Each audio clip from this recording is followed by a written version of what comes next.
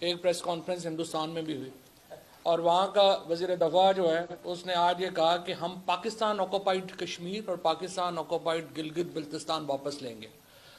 بدقسمتی سے ہمارے ہاں ان پریس کانفرنسز میں ہندوستان کے وزیر دفاع جو ہے اس کے بیان کے اوپر کوئی بات کرنی مناسب نہیں سمجھی گئی، اور زیادہ تر فوکس جو ہے وہ پاکستان کی پولیٹیکل لیڈرشپ کے اوپر رہا۔ دیکھیں بالکل صحیح بات ہے، اسد عمر صاحب نے صحیح کہا، کوئی شبہ ہی نہیں ہے کہ پاکستان کی فوج کی لیڈرشپ کا احترام، پاکستان کی فوج کا احترام بہت اہم ہے، اور کوئی بھی ملک اپنے فوج کے بغیر کیسے رہ سکتا ہے، اسپیشلی جو ہمارے جیسا ملک جو کہ اتنا ایک اس کی جو جیوگرافک سچویشن پوزیشن ہے وہ ایسی ہو۔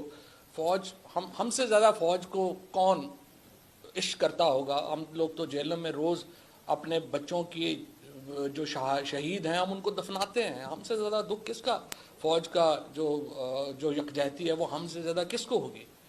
لیکن دیکھیے بڑی سمپل بات ہے، ہم نے ایک طے کرنا ہے۔ آپ اپنے کیریئر چوائس کرتے ہیں، آپ اپنی زندگی چوائس کرتے ہیں، قومیں اپنا جو نقطہ نظر ہے یا فریم ورک طے کرتی ہیں، آپ نے فریم ورک طے کرنا ہے۔